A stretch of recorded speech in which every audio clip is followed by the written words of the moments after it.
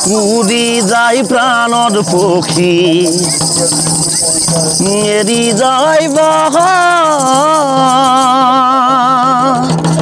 প্রাণ পক্ষী পাখা নাই কায়া নাই ছায়া নাই নাই এক দেখা উৰি যায় প্ৰাণৰ পক্ষী এৰি যায় বাহা প্রাণ পক্ষী পায়া নাই ছায়া নাই কায়া নাই নাই এক দেখা নাই এক দেখা উৰি যায় প্ৰাণ পক্ষী এৰি যায় বাবা ও প্রাণ পক্ষী কায়া নাই ছায়া নাই নাই এক দেখা নাই এক দেখা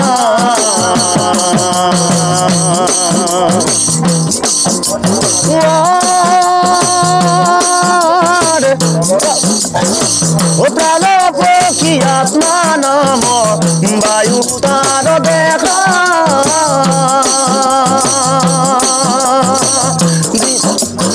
ও জীব দুটি জীব সংসার লাগে বেগা উৰি যায় প্ৰাণৰ পক্ষী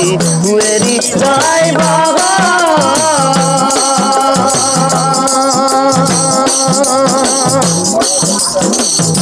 ও প্রাণ পক্ষী পাকা নাই ছায়া নাই ছায়া নাই নাই এক দেখা নাই এক দেখা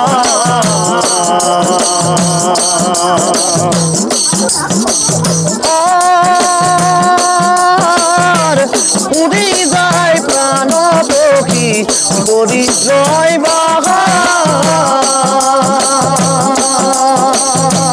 ভাঙি পড়ে করুণা পচি যায় তারে উড়ি যায় প্রাণ পক্ষী মেরি যায় বাহা প্রাণ পক্ষী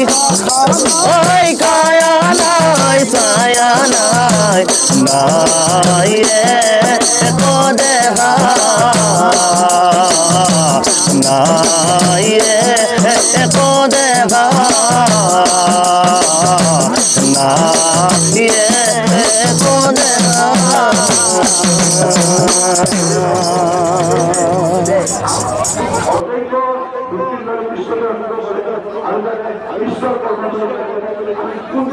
আমি হস্তেবার আমার ঈশ্বরের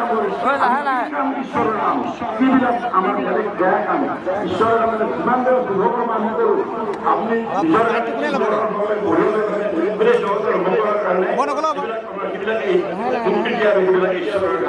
এইটো কৈছে আমি সেইকাৰণে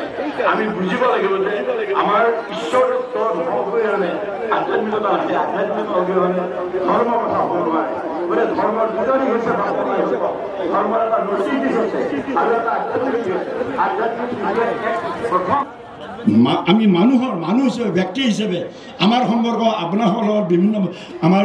সমাজখনৰ লগত কি হ'ব প্ৰত্যেকৰ মানুহৰ লগত কি হ'ব আমাৰ জীৱ জগতৰ লগত কি সম্পৰ্ক হ'ব আমাৰ প্ৰকৃতি জগতৰ লগত কি সম্পৰ্ক আমাৰ সমস্ত গোটেই বিশ্ব ব্ৰহ্মাণ্ডৰ লগত কি সম্পৰ্ক হ'ব এইটো নৈতিক যেটো দিশ থাকে ধৰ্মৰ এইটো গতিকে নৈতিকতা আৰু আধ্যাত্মিকতা অবিহনে এটা ধৰ্ম বস্তু হ'ব নোৱাৰে এই ধৰ্ম বস্তু চিনিব লাগিলে কোনজন পৰম ব্ৰহ্মক আমি চিনিব লাগিব ঋষি মুনিসকলে বহু যুগ ধ্যান ধাৰণা কৰি তেওঁলোকে আৱিষ্কাৰ কৰিছিলে স্ৰষ্টা কোন হ'ব এই অনন্তকোটি ব্ৰহ্মাণ্ডৰ যে স্ৰষ্টা কৰিছে সৃষ্টি কৰিছে কোন স্ৰষ্টা এইজন এইটো বিচাৰ কৰোঁতে তেওঁলোকে ঋষি মুনিসকলে তপ কৰি ধ্যান কৰি তথ্য পাইছে এই তথ্যটো আমাক দিছিলে আপোনালোকে শ্ৰীমন্ত বিশ্ব আজ ধামানি দিব্য নিজস্ব বেদ আহমে আদিত্যবৰ্ণম তমস পশ্চাৎ তমেব বিদিত্যতি মৃত্যুৰ নান্য পন্থা বুদ্ধতে এইবুলি মহাপুৰুষ গুৰুজনে তাৰ এই সংশ্লিষ্ট ভাৱটো কৰিছে দিব্য ধামবাসী অমৃত সন্তান হবে আমাক অমৃত সন্তান বুলি কৈছে শুনা শুনা হৈ হ'ব জানিছোঁ নিশ্চয় মই তিমিৰ অতীত সেই জ্যোতিৰ্ময় পুৰুষ মহান জানিলে মানৱে যাক আমি সকলে বিধিৰ কিংকৰ গুচে নাথাকিব মৰণৰ ভয় জানিবা নিশ্চয়কৈ মৃত্যু ভয় ধৰিবৰ অন্য আৰ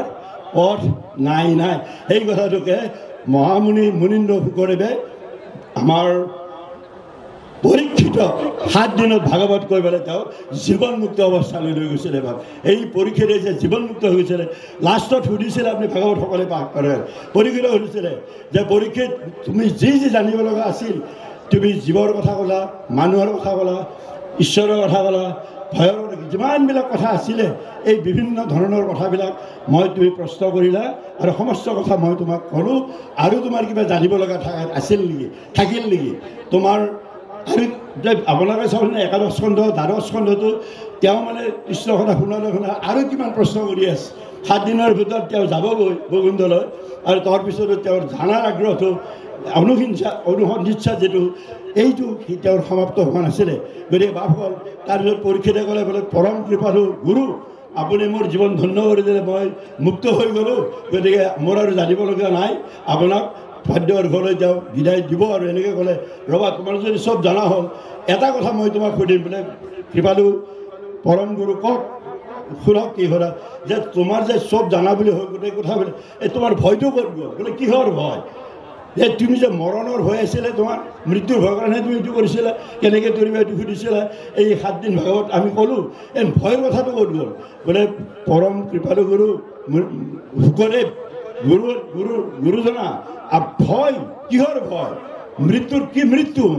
মইতো দেহ সৰ্বস্ব নহয় মই আত্মা সৰ্বস্বহে এইটোৱে আত্মৰত সেই তেতিয়া তেওঁ কৈছিলে ন জায়তে মৃয়তে বা ন কদাচিত নায়ং ভূত ভূপিত বা ন ভূয় অজ নিত্য শাশ্বত পুৰাণো ন শূন্যতে শূন্য মানে শৰীৰে যে যাৰ জন্ম নাই মৃত্যু নাই অজৰ অমৰ মোৰ এই আত্মটো দেহ সৰ্বস্ব নহয় আত্মা আপোনালোক যে এটা বৈকুণ্ঠৰ পাৰিষদৰ বাপসকল আছে দেহেই আপোনালোকৰ জীৱন নহয় আপোনালোকৰ ভিতৰত যিটো আত্মা আছে আপোনাৰ যিটো চৈতন্য আছে আপোনাৰ যিটো চিন্তা আছে চেতনা আছে আৰু যিটো দক্ষতা আছে তাৰ পৰাহে আপোনাৰ ব্যক্তিত্বৰ বিকাশ হ'ব কৰ্মৰ যোগেৰে চিন্তাৰ যোগেৰে আপোনাৰ ব্যক্তিত্ব বিকাশ হ'ব কেৱল দেহটো সুন্দৰ হ'লে আপুনি সুন্দৰ হ'ব নোৱাৰিব মন সুন্দৰ হ'ব লাগিব আত্মা সুন্দৰ হ'ব লাগিব আত্মা যদি সুন্দৰ হয় মন যদি সুন্দৰ হয় আপোনাৰ চিন্তা যদি সুন্দৰ হয় ভাৱনা যদি সুন্দৰ হয় ভাৱৰ সুন্দৰ হ'ব কৰ্ম সুন্দৰ হ'ব আৰু সেইটো আপোনাৰ মুখত উদ্ভাৱিত হৈ থাকিব গতিকে ভাৱসকল আশীসকল এই আত্মতত্ব সম্পৰ্কে ভগৱন্তৰ আত্মতত্ব সম্পৰ্কে আমাৰ গুৰুজনাই মহাভাগৱত শাস্ত্ৰত গোটেই কথা কৈ গৈছে গতিকে আমি এই আত্মা ঈশ্বৰৰ প্ৰত্যেকে জনপ্ৰস্থাত ঈশ্বৰৰ পৰা অন্য পথ নাই নাই নাই বুলি হৰে নামৈব হৰে নামৈব হৰে নামৈব কেৱলম হৰে নাস্তব্য নাস্তব্য নাস্তব্য গোটেই উন্নতা এইবিলাক কৈছে হৰি নামে নামে নহয় নিশ্চয় মোহৰ জীৱনত নাৰদে কয় হৰিল কালে আৰু আতপ নাই নাই নাই গভীৰ নাৰদে দিলে 300 টকা আপন মানিব কোনো লগা বুলি কৈছে নাৰদৰ বাণী নাৰদৰ বাণী পাহাঙৰ ৰেখা লিখিলৰ ৰেখা গতিকে এই ধৰণে মহাপুৰুষ গুৰুজনাই কীৰ্তন ঘোষা নাম ঘোষা এইবিলাকত মহাপুৰুষ মাধৱদেৱ আৰু শংকৰদেৱে ইয়াত আমাৰ এই ভক্তি ধৰ্মৰ বিনাই আমাৰ এটা মহান অসমীয়া জাতি গঢ়ি গৈছে বা জাতি বৰ্ণ ধৰ্ম নিৰ্বিশেষে সকলোকে একত্ৰিত কৰি একমাত্ৰ শংকৰদেৱ গুৰুজনাই একমাত্ৰ বৈষ্ণৱ ধৰ্মগুৰু আছিল গোটেই ভাৰতবৰ্ষৰ ভিতৰত 300 বছৰ আগতেই ৰামানুজাচাৰ্যই তামিলনাডুত ভক্তি ধৰ্মৰ পাতনি মেলিছিল নৱবৈষ্ণৱ আন্দোলনৰ পাতনি মেলিছিল কোনো এজন ভক্তি ধৰ্মৰ গুৰুৱে আৰু আজি শংকৰাচাৰ্যই লৈ তেওঁ ভক্তিবাদ তেওঁ প্ৰচাৰ কৰা নাছিল জ্ঞানবাদী আছিল হ'লেও তেওঁ ব্ৰহ্মদত্তৰ ভাষ্য লিখিছিল ব্ৰহ্মদত্তৰ ভাষ্য লিখি আমাৰ বৈদিক সনাতন ধৰ্ম তেওঁ ৰক্ষা কৰি দিয়াত তেওঁৰ অৰিহণা আছে কিন্তু তেওঁ জ্ঞানবাদীহে আছিল জ্ঞান আৰু কৰ্ম নাকচ কৰিছে কৰ্ম মাৰ্গ হিচাপে ঈশ্বৰ প্ৰাপ্তিৰ পথ কৰ্ম মাৰ্গ মানে যাগ যজ্ঞ পূজা পাতল আৰু জ্ঞান মাৰ্গ মানে তপ জপ এই কথাটো গতিকে তপ কৰি জপ কৰি আজি আপুনি নাপাব কাৰণ ভক্তি মানে সুগম বন্ধ দিছে কেৱল ঈশ্বৰক প্ৰাৰ্থনা কৰি ঈশ্বৰক হৃদয় স্থাপন কৰি আপুনি যে ঈশ্বৰক সপ্ৰেম ভকতি ভক্তি আকৌ দুবধ থাকিব আমি ভগৱন্তক ঐশ্বৰ্যভাৱে আমি সেৱা পূজা কৰিব পাৰোঁ ভক্তি নিবেদন কৰিব পাৰোঁ আৰু আমি ভগৱন্তক সপ্ৰেম ভাগেৰে ভক্তি কৰিব পাৰোঁ আমাক যিটো সপ্ৰেম ভকতিৰ আদৰ্শ দিছে ঐশ্বৰ্যভাৱেৰে গ'লে আমি ভগৱন্তক যদি ঐশ্বৰ্য ৰূপত চাবলৈ যাওঁ তেওঁ অনন্ত বীৰ্য তেওঁ অনন্ত জ্যোতিৰ আধাৰ তেওঁ সৰ্বশক্তিমান সৰ্বশ্ৰেষ্ঠ সৰ্বদ্ৰষ্টা এই অনন্ত জ্যোতিৰ আধাৰ এই কথাটো বৰ্ণনা দি যদি মানে পোহৰ এই পোহৰৰ আধাৰ আমাৰ গীতা শাস্ত্ৰ এটা আছে যদি এটা দিনত ক্লিয়াৰ স্কাই থাকে তাত যদি 1000 সূৰ্য একেলগে জ্বলে তাৰ যিটো ৰূপ তাৰ যিটো বিকৃত হ'ব তাৰ বোলে কিহৰ মানে ভগৱন্ত কৃষ্ণদেৱৰ জ্যোতিৰ লগত আংশিক ৰূপেহে তাত কম্পেয়াৰ হ'ব তুলনা হ'ব পাৰে আংশিক ৰূপে গতিকে আমি এবাৰ ধৰি লওক সূৰ্যগ্ৰহণলৈ অলপ মুখৰ চকুৰে চালে চকু ফুটি যাব খোজে এটা সূৰ্য চাব নোৱাৰোঁ গতিকে সহস্ৰ সূৰ্য যদি গতিকে আপুনি ঐশ্বৰ্যভাৱে যদি ভগৱন্তক ভক্তি নিবেদন কৰিব যায় আপুনি ঈশ্বৰক হৃদয়লৈ আনিব নোৱাৰিব সপ্ৰেম ভকতিৰে কৰে যে তেতিয়াহ'লে ভক্তিৰ দোলেৰেহে যশোদাই ভগৱন্ত কৃষ্ণক বান্ধি পেলাব পাৰিছিল এই ভক্তিৰ দোলেৰে তেওঁ যেতিয়া মমত্ব আছিল তেতিয়াহ'লে দুৱাঙৰ এটা হৈ আছিল বাপ ভকতি সমানৱৰী নাহি নাহি আন অহয়ৰ মাধৱগতি নন্দৰক কুমাৰ গতিকে আমাৰ গুৰুজনাই ইমান সহজ সৰলকৈ এটা ভক্তি মাৰ্গ দিছে সপ্ৰেম ভকতি লগাইছে আপোনালোকে জানি ল'ব সেইকাৰণে এই যে শংকৰে শুদ্ধমত ধৰি গৈছে আৰু শৰণ ধৰ্মটো কোনো দিয়া নাছিল কেৱল দীক্ষা দিছে গতিকে শৰণ ধৰ্মটো শৰণাবিনাই ভকতি এই যেন জল এই নিগৰি নিগৰি যাই থাকিব তাত নাথাকিব কেৱল ৰামকৃষ্ণ বুলি থাকিলেই নহ'ব যদি শৰণ নলয় সেইকাৰণে আমাৰ শৰণ ধৰ্মটো যদি লয় হৃদয়ত ঈশ্বৰক পাব আৰু শৰণৰ এই প্ৰবলে পাইছে গতিকে বাপসকল আজি এৰালদৰে কথা এই পুণ্য ক্ষেত্ৰলৈ আহি আৰু লক্ষ্যস্থল জনতা ইয়াত খবৰ দিছে আমাৰ দুখ কবি গৈছে এইসকলক দেখি গতিকে বাপসকল আমি সৰলটি নৰৰ মীনা নাৰায়ণলৈ ভগৱন্ত চৈতন্য পুজা আমাৰ সমস্ত আমাৰ হিয়া উজাৰি আমাৰ অন্তৰ যে আপোনালোকক আমাৰ ঈশ্বৰস্য হ'ব পাৰে আপোনালোক সকলোৱে বিজ্ঞ সকলোৱে জানে গতিকে আমি ধৰ্মটো গুৰুজনাই এটা জীৱন পদ্ধতি হিচাপে দিছে আচৰণ ধৰ্ম কেৱল জানিলেই নহ'ব ধৰ্ম জ্ঞানত প্ৰৱৰ্তে ধৰ্ম আচৰণহে প্ৰৱৰ্তে আমি যদি এই ধৰ্ম মানি এখন সত্য শুদ্ধ সনাতন সমাজ যদি আমি এই ভগৱন্তক কেনেকৈ আৰাধনা কৰিলে মানে কাকো যে আমি কৰিব নোৱাৰো আনৰ ধৰ্মক নিহিবা কৰা চিত ভোটক কৰিবা দয়া সকলো নিচিত শুইবা শান্তচিত্ত সৰ্বধৰ্মতে বৎসল এই আমি বিদ্ৰোহ ৰাখিব নালাগে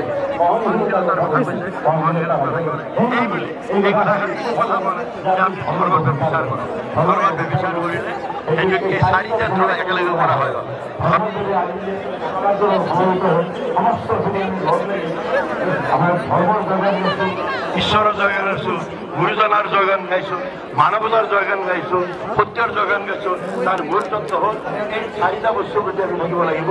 আমাৰ গুৰুৰ বিশ্বাস থাকিব লাগিব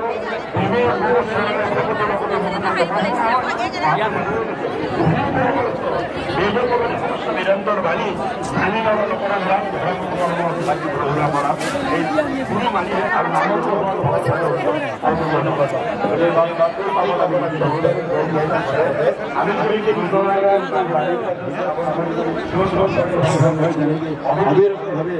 আমি বিজ্ঞান প্ৰযুক্তিবিদ্যা যিমান উপকৰণে জানো কোনো যুগে কোনো কালে মানে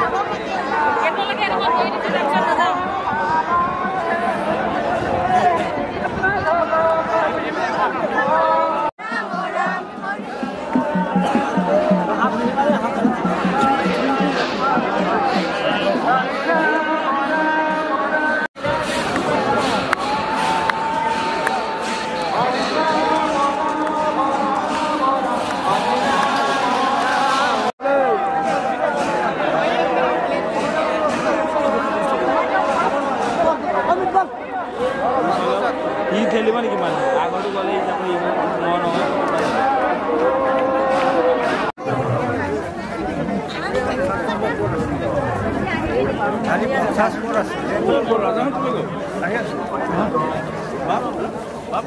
খুব হেৰাই